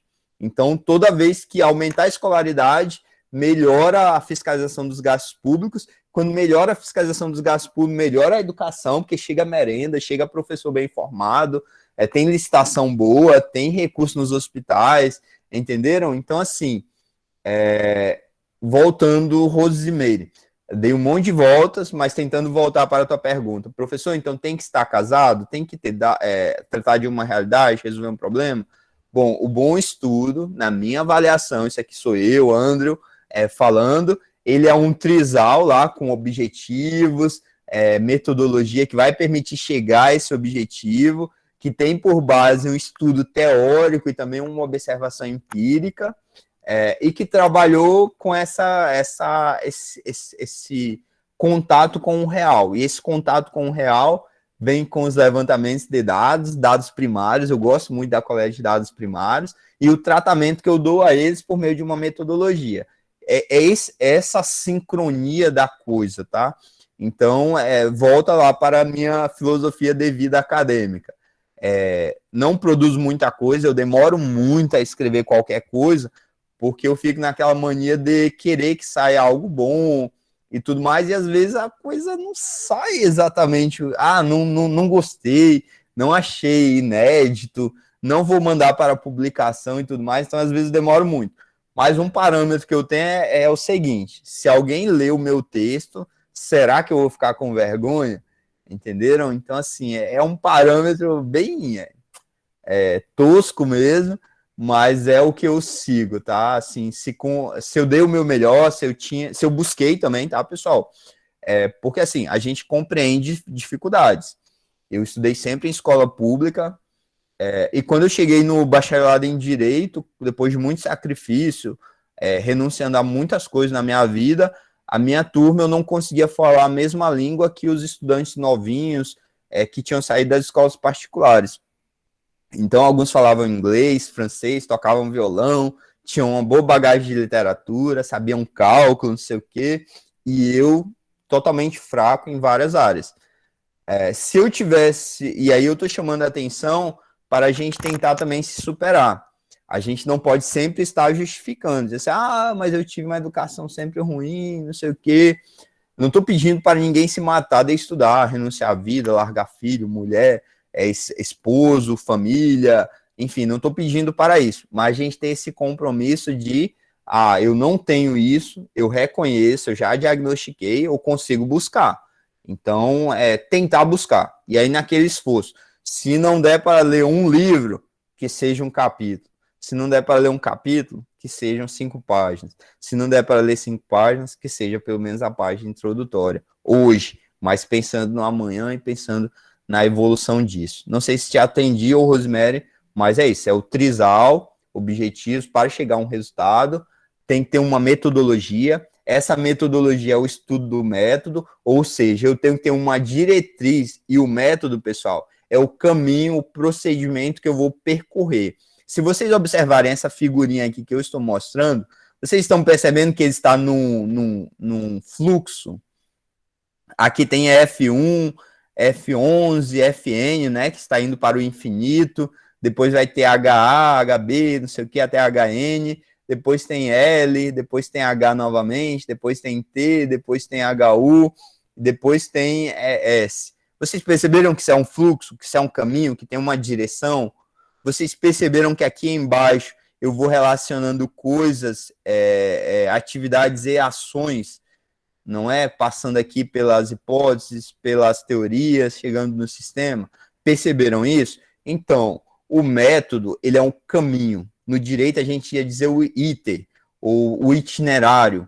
Ele é a forma de fazer algo, uma forma que é estruturada. E a gente está falando do método científico. E o conhecimento científico, ele só tem a validade, só consegue se sustentar porque ele seguiu um procedimento que foi rigoroso, que adotou determinadas premissas, que partiu de determinado apanhado, de determinado acumulado científico, que pode ser repetível, que pode ser aferível, que pode ser, digamos que, controlável, não ficou boa a palavra, mas é como se qualquer um pudesse avaliar aquilo e dentro de um contexto muito semelhante, chegar a resultados no mesmo sentido, se não iguais. Iguais eu já sempre adoto uma ideia que não, porque eu trabalho muito com ciências humanas, é a minha área de atuação, e a gente viu no texto do Severino que tem essa ruptura quando eu saio do modelo de ciências naturais, positivista, de leis universais, verdade única, e método único também, para as ciências humanas, em que eu vou ter uma pluralidade de métodos. Então, eu tenho abordagens diferentes, abordagens teóricas e abordagens metodológicas. Ou seja, eu vou ter o cara lá da dialética marxista falando que quando a gente tem estudos sociais, a gente tem que considerar a estrutura desigual da sociedade, que segue o modo de produção capitalista, e isso tem determinadas consequências, né, para a sociedade, que isso passou por determinados fluxos, e o capitalismo se reinventa, e é por isso que a gente não teve a real revolução do proletariado. E aqui eu não estou dizendo que eu concordo, que eu discordo, tá, pessoal? Estou falando da teoria lá do cara, daquele autor, daquele expoente, que acaba sendo um expoente dentro das ciências sociais. Não estou dizendo que é certo, não estou dizendo para ninguém ser comunista, socialista, doar os bens, fazer revolução e amanhã protestar contra Bolsonaro. Não disse nada disso, pelo amor de Deus. Também não disse o contrário, tá? Para apoiar a direita, para apoiar Bolsonaro, não disse nada disso. Só quis falar do autor e que tem... E aí uma coisa que eu chamo a atenção para vocês é quando a gente vai para a academia, a gente tenta ao máximo possível ficar fora daquela... Eu não sei se em Confresa tem, mas vou fazer uma pergunta. Aí quando vocês têm campanha eleitoral, eleições, vocês têm aquelas pessoas que vão para as praças, rotatórias, levantar bandeiras coloridas e tudo mais, os candidatos? Sim, que tem. Bem, acho que é a realidade do país, né? A gente tem uma cultura de democracia de bastante cooptação, a gente tem pessoas que vão fazendo essas ações muito pensando em vantagens pessoais e não na vantagem coletiva, e por aí vai. Então, aqui no Acre não é diferente, e aí o que eu queria dizer com esse exemplo, com essa ilustração, é que a gente na academia, a gente tem que evitar um pouco ficar levantando essas bandeiras que são da sociedade comum e corrente, e eu não estou dizendo que a gente não concorda, tá, pessoal? Estou falando, sim, que a vida nossa, ela não é uma vida só azul ou vermelha, por exemplo. A gente identifica pontos de acerto e erro em qualquer um dos lados. Óbvio que a gente também faz nossa opção, porque tem direito, igual qualquer cidadão, mas a gente entra um pouquinho despido de preconceitos. E eu falo isso porque, para alguns, Paulo Freire pode ser a maior sumidade de educação no mundo. Eu li muito pouco, mas eu tenho minha opinião. E para outros, pode ser o demônio da educação brasileira. Entenderam? Então, assim, vai ter gente falando cada coisa, ou para o bem, ou para o mal, ou além do que eu identifico como o potencial do trabalho, ou a quem. Então, assim, vai ter todo tipo de opinião. O que eu chamo a atenção é a gente falar do que a gente sabe. E aí a gente tem que pensar, alguém que disse, comunismo é do demônio, então a comunismo é uma coisa que foi feita para fracassar. Aí a gente diz assim, vamos conversar aqui. Qual seria a base de uma teoria comunista? Quais seriam as condições de realização de uma teoria comunista? Então, assim, eu não quero saber do fato, da realidade. Eu quero teorizar, eu quero aprender um pouco mais sobre aquilo, quais são as condições de realização. Paulo Freire, qual foi o contexto em que se aplicou e fez a teoria da educação dialógica? Quais são os contextos em que eu consigo aplicar? Quais são os resultados que eu quero do processo educacional? Porque a gente pode ter diferentes resultados, tá, pessoal? Do processo educacional. Então, pode ser resultado de mercado, pode ser resultado tecnicista, pode ser resultado de ranqueamento, e aí pode ser diferente, depende da concepção, da abordagem de educação que a gente vai ter para a gente aplicar ou não Paulo Freire, aplicar o mais ou menos Paulo Freire, ou outros teóricos da educação. O que eu chamo a atenção é muitas vezes as pessoas não saberem a base de uma determinada teoria e criticarem por conta de, às vezes, um político que Deus me livre. Eu não sei nem se a pessoa terminou direitinho o ensino fundamental, médio, nível superior. Então, assim, a gente tem o cuidado de beber das fontes. Eu tinha um certo preconceito relacionado com o uso indiscriminado da teoria do Paulo Freire, e daí eu fui fazer a leitura do livro, e aí estudei, até cito na minha dissertação. Considero válido, tento desenvolver coisas da educação dialógica, mas para mim ele não é a base quando eu vou, por exemplo, fazer aliás, perdão, né? Ele pode ser a base procedimental, porque eu gosto mesmo, concordo com a ideia de educação dialógica, mas pode não ser a base metodológica para executar, sei lá, uma formação de professores, uma formação de pregoeiros, uma formação de fiscais de contrato, da administração pública, aí eu já vou buscar outro aporte. E eu acho isso bastante aceitável. Beleza? Então eu gosto que a gente beba das fontes e consiga discorrer sobre uma determinada teoria. Voltando aqui. Pessoal, o nosso texto, ele fala desses métodos, não é? Método experimental, fase indutiva, fase dedutiva lá no método matemático. Primeiro ponto que a gente tem que ter, quando a gente fala em método matemático, a gente fala em uma ideia de tornar as coisas universais e, portanto, numa linguagem matemática que também se torna universal. Durante uma boa parte do tempo da história da ciência, a gente teve a matemática, a lógica, a gramática, ou pelo menos os métodos, as áreas de cálculo relacionadas com as áreas de maior prestígio científico acadêmico, por conta da sua exatidão, da sua precisão. Ainda hoje a gente usa a fórmula de Bhaskara, ainda hoje a gente usa as fórmulas da física,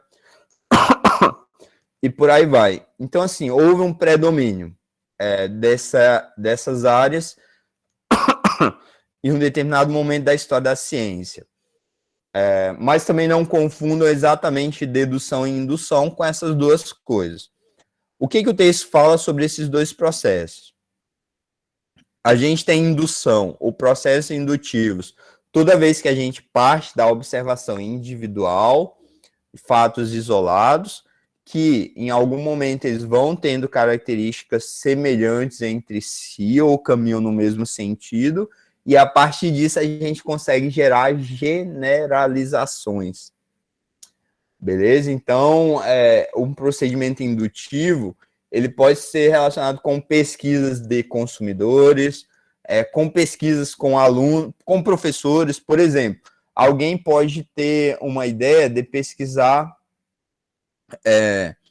concepções da educação do campo entre professores de rede pública que atuam de fato no campo. Por quê? E por que isso talvez fosse interessante? Nós, servidores públicos, ou às vezes contratados, muitas vezes a gente vai fazer um concurso mais pela intenção na remuneração que pela afinidade. Então, eu mesmo já fiz concurso em que eu só queria a grana do cargo. Não é que também só queria a grana, agora ficou forte, ficou não legal. Mas, assim, o meu foco, assim, o que me fez decidir fazer aquele concurso público? Uma remuneração alta. Sendo bem sincero, talvez tenha sido, se a gente tivesse que hierarquizar, priorizar, escalonar, isso ia ser o meu interesse principal. Ou, sei lá, não interesse principal, enfim, tô difícil com as palavras, mas seria a coisa que mais pesou. Entendeu? Não estou dizendo que o exercício do cargo não traga realização, mas a coisa que mais pesou mesmo foi, sei lá, ganhar 5, 10, 15 mil, alguma coisa assim, é o que fez decidir que não, ali eu vou cair de cara, vou estudar, vou pagar viagem para fazer as provas, por aí vai. E aí, a gente recebe servidores que muitas vezes não tem uma base conceitual da área de atuação. Ah, professor, mas ele não fez a prova, não passou? Mas prova de concurso público a gente tem de tudo. Não estou dizendo que a pessoa passa por sorte, tá, pessoal?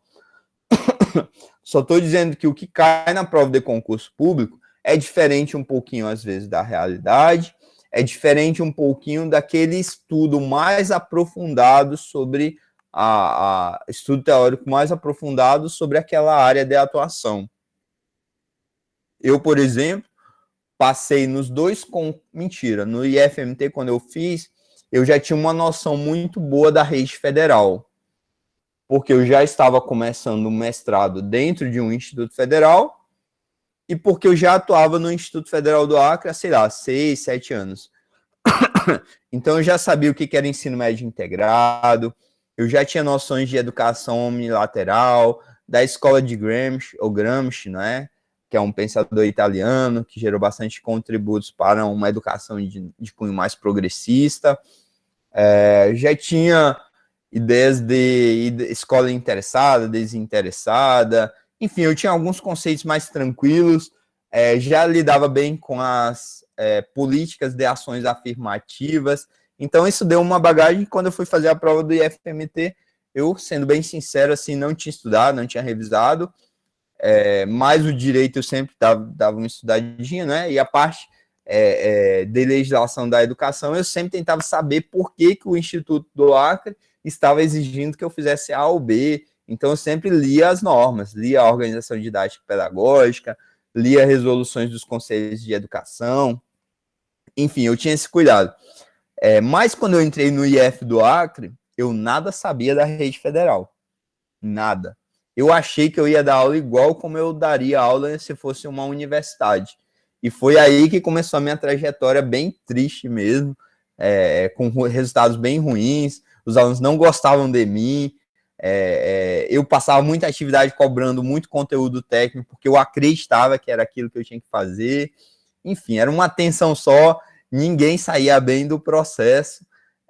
Mas isso reflete que eu passei num concurso e passei relativamente bem, mas não sabia o que fazia de fato, ou qual era a base teórica por trás da atividade dentro de um instituto federal. Então, assim, pode acontecer, tá? Então, por que eu falava? Porque eu falei de um procedimento indutivo, verificar se os professores da educação do campo, qual é a base conceitual deles para atuar na educação do campo. E aí eu posso ter formulários, fazer entrevistas, alguma coisa assim. Aí eu vou verificando que o professor 1, entrevistado 2, entrevistado 3, que em alguns deles apareceu um conceito X, como, por exemplo, eu não sei conceito nenhum de educação do campo, tá, pessoal? Mas eu sei que a educação do campo, ou então eu dei uma lida, uma pesquisada, que a educação do campo, ela tenta evitar que haja essa migração necessária do campo para a cidade, como se houvesse uma hierarquização entre aquilo que é o rural, agrícola, e o ambiente urbano, como se houvesse um melhor que o outro. Então, a educação do campo, ela tenta um pouquinho romper com essa visão hierarquizada e por aí vai. Que também a gente pode ter vários questionamentos sociais por trás disso, né, pessoal? Mas beleza, não vou entrar muito nisso.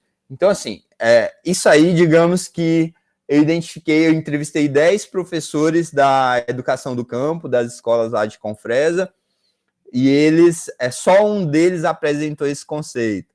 Aí eu vou lá, ó, conceito da não ruptura entre campo, ou então da não evasão, alguma coisa assim. Então, se só um falou isso, eu não posso chegar a um resultado conclusivo de que todos os professores... É um exemplo, tá, pessoal? Vamos supor que isso fosse muito importante, que eu nem sei se é ou não, tá? Mas pelo que eu li e pesquisei, sempre apareceu, então estou julgando que é importante. Mas, tipo, em 10 entrevistados, ou então, vamos aumentar, vamos colocar 100. 100 entrevistados, só apareceu em 5.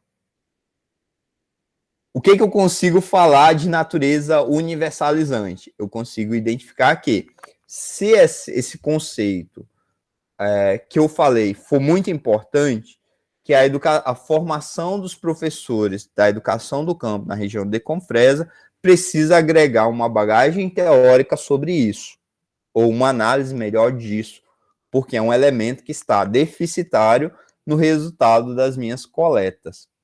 Se esses professores trazem, ou então digamos assim, que eu não sei muita coisa dos princípios da educação do campo, e aí eu vou entrevisto, eu faço coletas com 100 professores, e aí em cada um deles aparece a categoria X, categoria Y, categoria Z. A categoria X se repetiu em tantos entrevistados. Ou seja, no final, quando eu tabulo, vocês sabem o que é tabular, pessoal? Sim, professor. O que seria? Seria você pegar dados, né, e pegar esses dados e fazer a tabulação deles. Né? Tá, e o que é a tabulação? Seria uma pesquisa quantitativa, a tabulação dos dados. Muitas vezes a tabulação envolve exatamente... normalmente a tabulação ela expressa em quantitativos, mas não necessariamente vai ser só dados quantitativos, numéricos, percentuais, não necessariamente, tá, pessoal? Então, a tabulação é uma forma de organização, segmentação ou estruturação daqueles dados que foram coletados. Quando eu vou com os professores, eu falei que eu entrevistei 100 professores. Com cada um desses professores, eu posso ter usado um instrumento como um questionário ou um roteiro de entrevista. Se eu usei um questionário, era fechadinho, eles lá respondiam, mandavam. Se eu usei um roteiro de entrevista, eles falavam sobre coisas que eu induzia. Depende se a entrevista é estruturada, semi-estruturada ou aberta, com questões abertas e por aí vai. Mas digamos assim, que eu fiz algumas perguntas e eles responderam de maneira livre, por texto ou por gravação.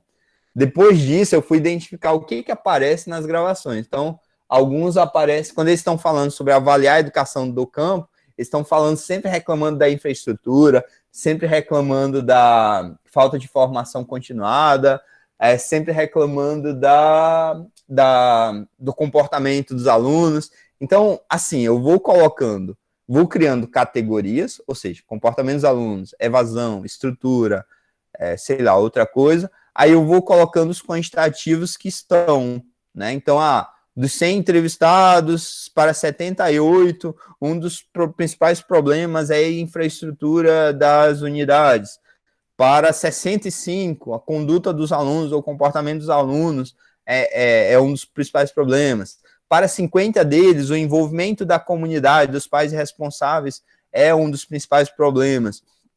Então, quando eu tabulo, eu pego aquelas informações que estão pulverizadas, cada uma no seu formulário, e faço com que elas virem um documento representativo único, e que visualmente ele é de fácil interpretação, ele é inteligível. Então, a pessoa olha aquele esquema gráfico, aquele quadro, aquele gráfico de pizza, enfim, qualquer outro modelo de gráfico, e ela diz assim, puxa, o cara chegou a esse resultado, tem coisa aqui que a gente percebia, tem coisa aqui que a gente não percebia. Então, tabular os dados é uma forma de ordenação, organização, que represente, muitas vezes, visualmente, o resultado de um apanhado, de um apurado, de uma pesquisa, de maneira que facilite a interpretação. Se vocês trazem um trem visual que ninguém entende nada, pessoal, então ali ficou péssimo o trabalho de vocês da tabulação. Se vocês também trazem coisas que qualquer ser humano alfabetizado, com a educação fundamental, conseguiria fazer, a tabulação de vocês ela foi mais para trazer figurinha, enfeitar, ocupar espaço no trabalho. Então, assim, a tabulação ela tem que existir para coisas que eram complexas de ver da forma como estavam, né? Sem entrevistados, cada um deles falando sobre diversos problemas. Às vezes os problemas coincidem, às vezes os problemas não coincidem. E eu quero saber quantos que abordaram esse problema. Porque, assim, se um gestor bem intencionado quiser resolver problemas, e aí muito obrigado pela participação do Ademar, que já foi até secretário de Educação, se o gestor bem intencionado quiser resolver problemas, ele tem que mapear os problemas. Quando ele mapeia os problemas, beleza, ele diz assim, meu Deus, está um caos aqui, tem 10 problemas que vão me tirar o sono, meus cabelos vão cair, minha úlcera vai aumentar, vai gerar uma úlcera, minha gastrite vai virar úlcera, mas beleza, eu tô aqui, eu vou encarar. Encarou o problema, aí chegou lá para o prefeito disse, olha, a tua dotação orçamentária, que é o tanto de recursos que ele vai ter para atuar durante o tempo dele de secretariado, ou durante aquele tempo de mandato do prefeito, é X. Aí, meu Deus, com isso aí, eu tenho 10 problemas. Eu vou ter que transformar essa minha lista em 3 problemas. Ou então ele tem que identificar aqueles problemas que irradiam e que podem ser causas para outros problemas.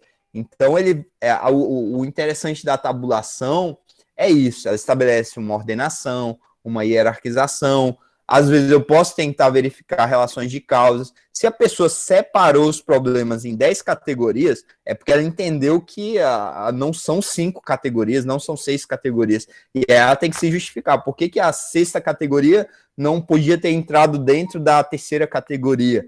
Então, e aí eu estou falando porque o resultado prático de identificar problemas é ver quais são as soluções para os problemas. Então, a categorização, que faz parte do processo de tabulação, ela tem que estar boa, ela tem que se justificar.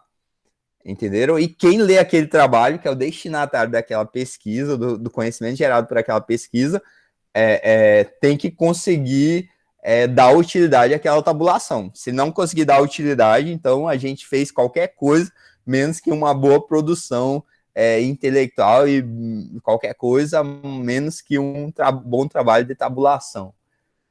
Então, conseguiram entender um pouco melhor sobre o que seria a tabulação, a categorização? A categorização, pessoal, é um processo de criar categorias. Toda vez que eu tenho diversos dados, criar categorias é como se eu dissesse assim, essa prateleira no meu armário é para isso, essa outra prateleira é para isso, e por aí vai. Então, quando eu crio categorias, eu crio caixinhas ou espaços no quais eu vou jogar a parte daqueles dados coletados. Então, quantas categorias tiver, tem que ter dados que estejam relacionados com aquela categoria que eu criei. Beleza? Ficou um pouquinho menos difícil? Clareou bem, professor. Clareou bem, mas assim, a gente talvez eu não consegui colocar com as palavras técnicas, né? A gente tem o conhecimento, talvez e não consegue repassar isso nas palavras corretas.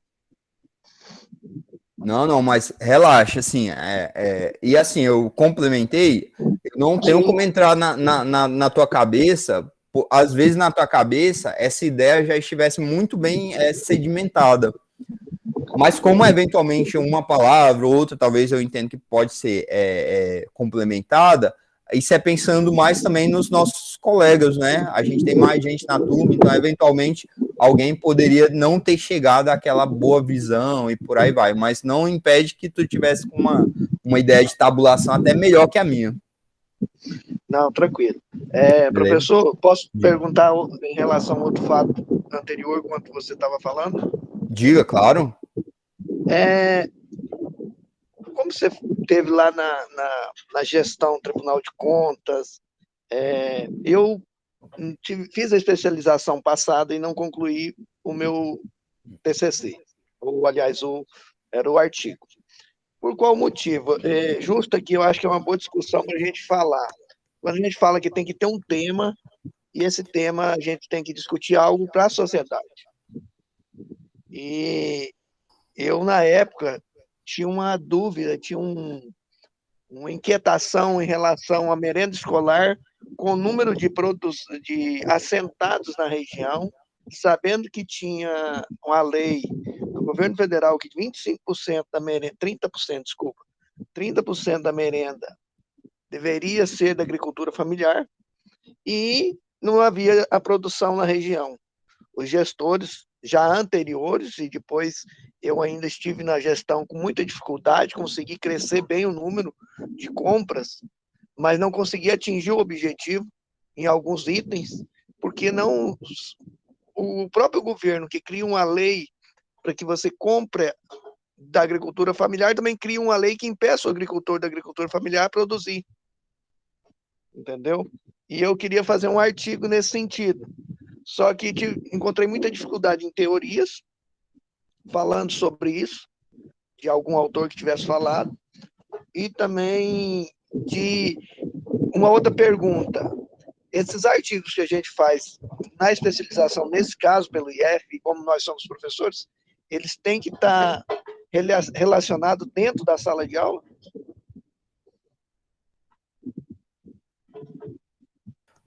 Bora lá. A pós de vocês, a especialização, ela é para a educação do campo. Mas a educação do campo, ela não é só sala de aula, né? Obviamente, tu tens uma visão até bem mais ampla que eu, por tua atuação como agente político.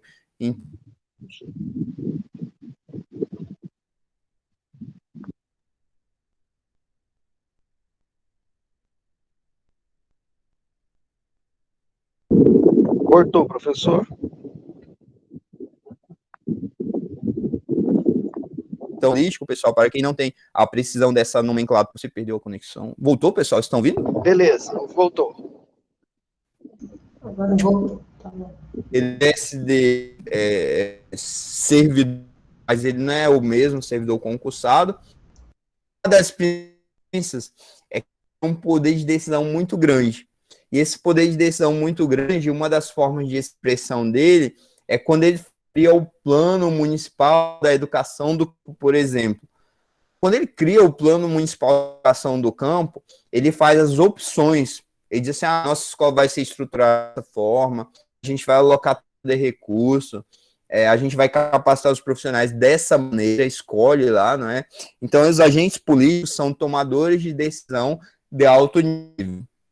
Eles não são o mesmo que um executor. Eu, por exemplo, eu tenho várias opiniões, mas a minha função hoje no IF, além de... eu nem comecei a parte da coordenação de curso, que é uma atividade mais administrativa também, mas a minha função hoje é estar em sala de aula, executar, fazer ensino, pesquisa e extensão. Então, eu não atuo tomando decisões de alta relevância para o Instituto Federal de Mato Grosso.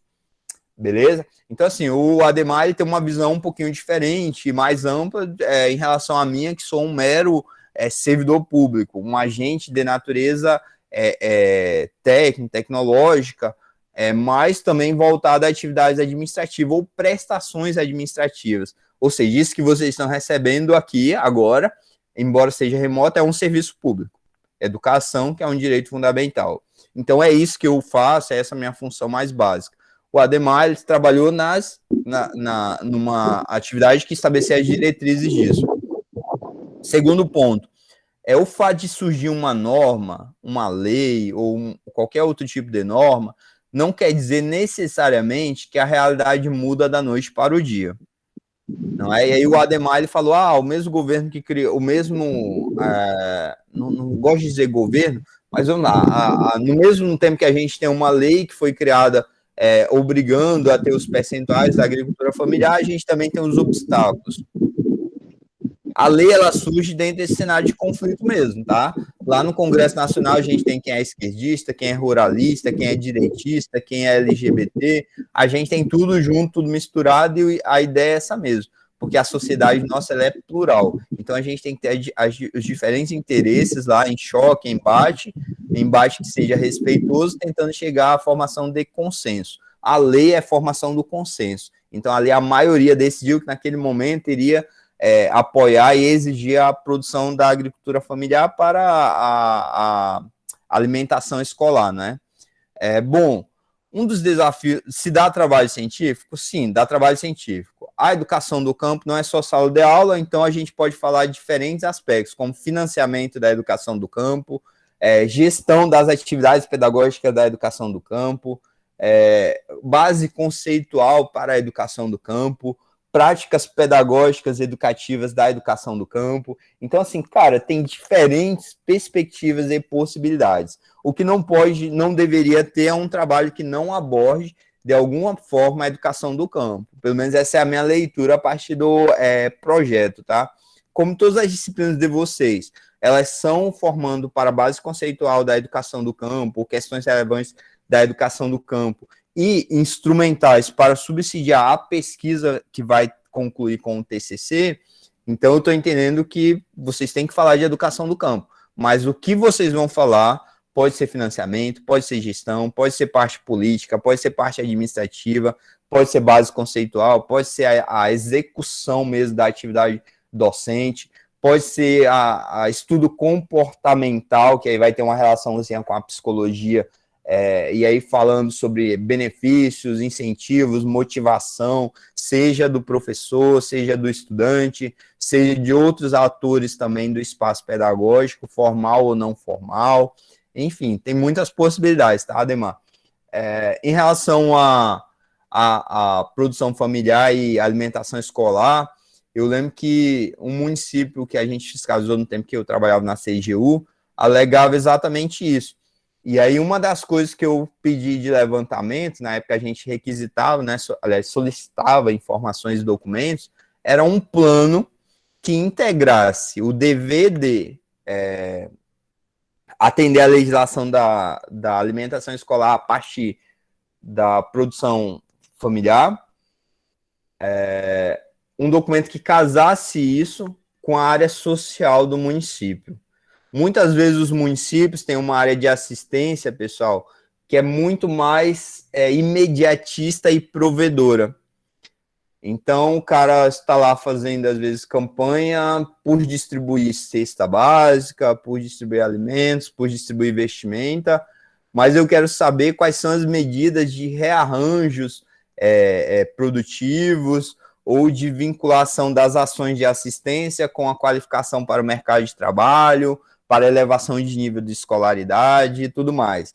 Então, assim, a gente, no controle, a gente aceitava muito bem que um município não atendesse, desde que ele me mostrasse que ele estava tentando e que ele tinha documentos aptos para tentar mudar e integrar a sua área social com a área da economia, produção familiar e tudo mais. Então, a gente diz, eu não posso te dizer que não dá certo se você não explorou algumas das possibilidades que eu, não sendo um gestor, um especialista na área, já vislumbro, já vejo, né? Então, tem que provar que teve um trabalho nesse sentido, entendeu?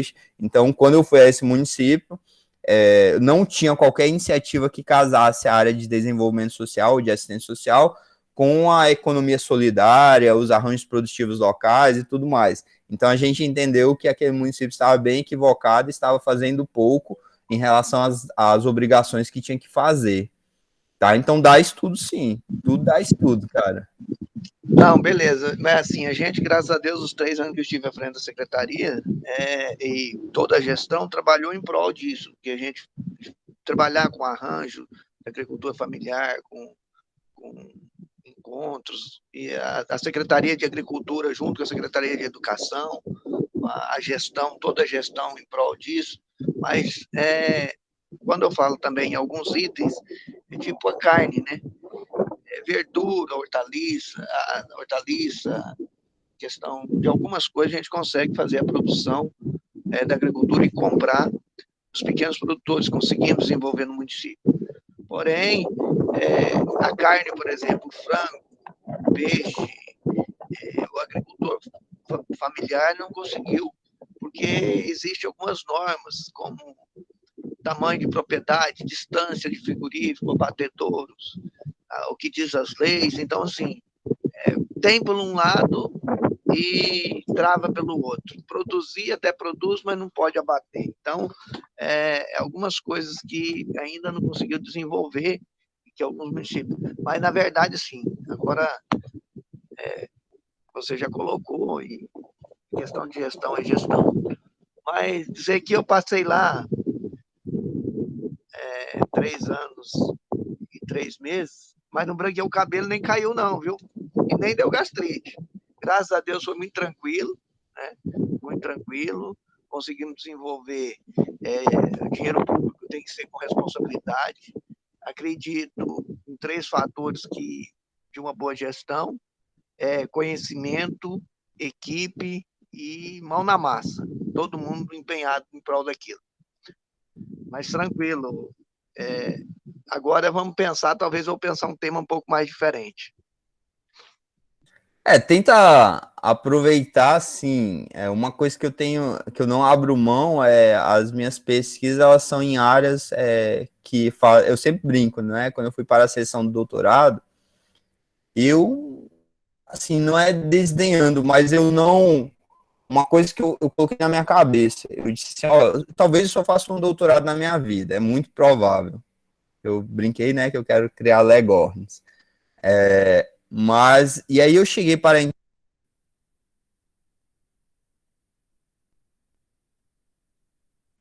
Ué, eu tinha deixado o telefone silencioso, aliás, tinha fechado o microfone. Vocês estavam ouvindo o que eu estava falando? Repete. Tá, eu tinha comentado que eu fui para a seleção do doutorado, e aí uma coisa que eu tentei falar para a banca, assim, sem tentar ser pretensioso, mas foi a seguinte, eu gosto muito dessa área. Tem uma coisa que me faz brilhar os olhos, é isso.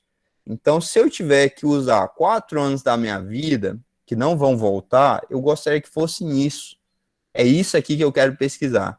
E aí, o recado que eu tentei dar foi o seguinte, pessoal, eu gosto disso. Se isso aqui for interessante para vocês, me escolham. Eu quero entrar. Se não for interessante, eu também não tenho problema em cair fora e não ser selecionado. Porque é melhor do que eu ficar 4 anos da minha vida fazendo uma coisa na qual eu não vejo sentido algum. E o que eu quis dizer com isso, ademais e demais, foi tentem aproveitar o know-how, a expertise, as afinidades que vocês já têm. As experiências são válidas, porque quando a gente tem experiência, a gente sabe onde que está a regulamentação daquilo, a gente já leu um pouquinho sobre aquilo, ou a gente sabe, quem sabe, onde eu encontro as fontes, então tudo fica melhor.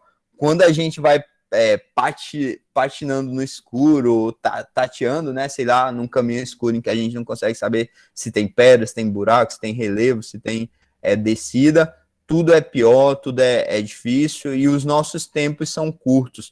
Vocês já têm que, hoje vocês já estão se privando da família, e vão se privar um pouco mais à tarde, então façam isso valer a pena. Então, otimizem o tempo. Quando a gente vai no que a gente já sabe, e eu não estou falando repetir, não estou falando chover no molhado, eu estou falando ficar dentro de uma área que gera um pouco mais de conforto, satisfação, e na qual a gente tem interesse em aprofundar, em chegar a lugares que a gente não chegou, mas dentro da mesma área. Isso é interessante, eu gosto, eu valorizo, é o que eu estou tentando manter no meu percurso. Já saí bastante durante o mestrado, porque eu fiz educação dentro da rede federal, mas como eu sou sempre professor, não foi perdido. Mas no doutorado eu trabalho com democracia, controle social e formas de participação direta do cidadão na administração pública, que são coisas assim, pelas quais eu sempre tive anseio, me encantei durante a vida. Ainda é muito mais teórico que prático, a gente vê que a participação não é tão direta quanto a gente gostaria que fosse, mas são estágios. O Brasil ele tem uma história recente, nem sempre foi totalmente democrático e por aí vai, então é mais ou menos nesse sentido. Então tentem aproveitar o potencial de vocês, as vivências, as experiências e os conhecimentos já existentes. Não fiquem chovendo no molhado, que é a dosagem, né? Nem tanto ao céu, nem tanto à terra. Também não vai ficar na tua zona de conforto para não te acrescentar nada, porque se a gente só repete aquilo que a gente já sabia, qual foi o ganho, qual foi o crescimento, beleza? Pessoal, eu vou caminhar para o encerramento da manhã e eu pergunto, que horas vocês voltariam à tarde com a leitura do texto toda realizada?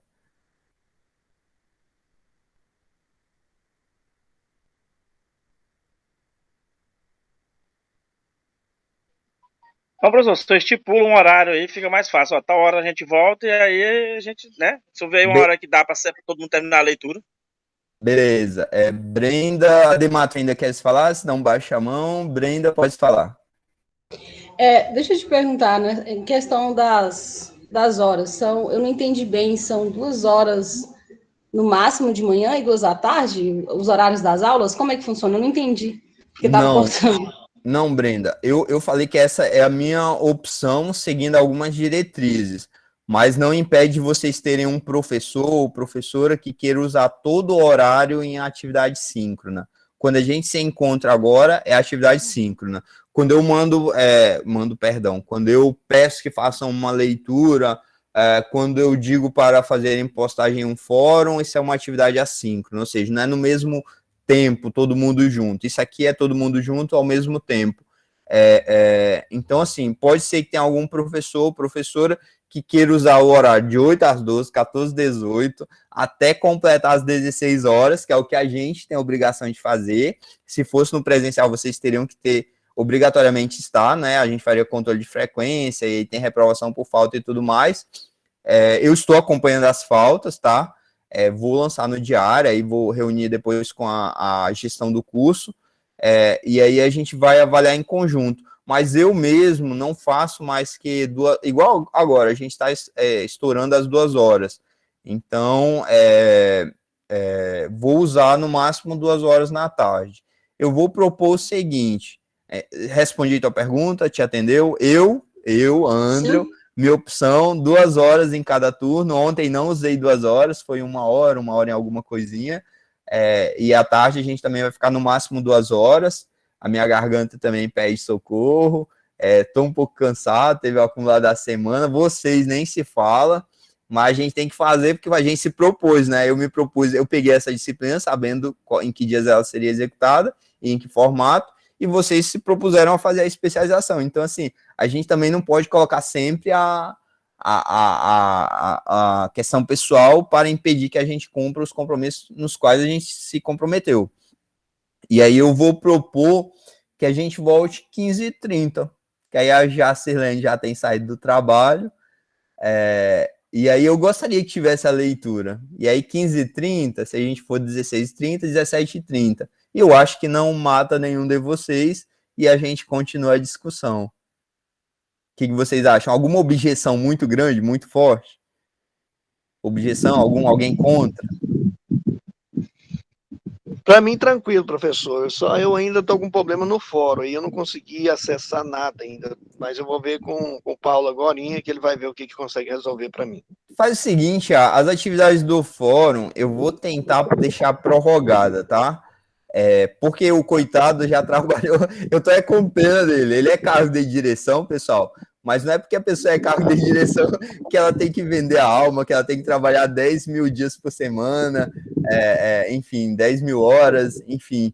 Então eu tenho até pena, o cara tem mulher, tem filha e a avó dele faleceu ontem, não é?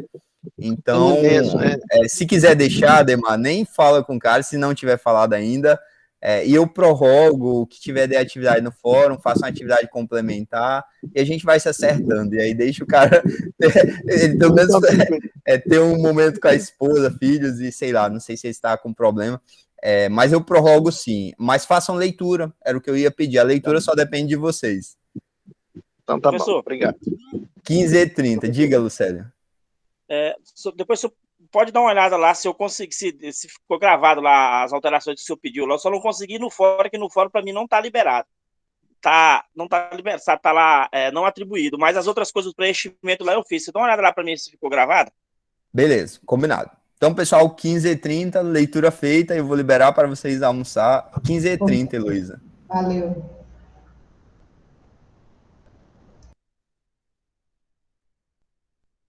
Pronto. Então, pessoal, bom almoço. E eu também vou atrás do meu almoço, que está puxado. Muito obrigado. Leitura, hein?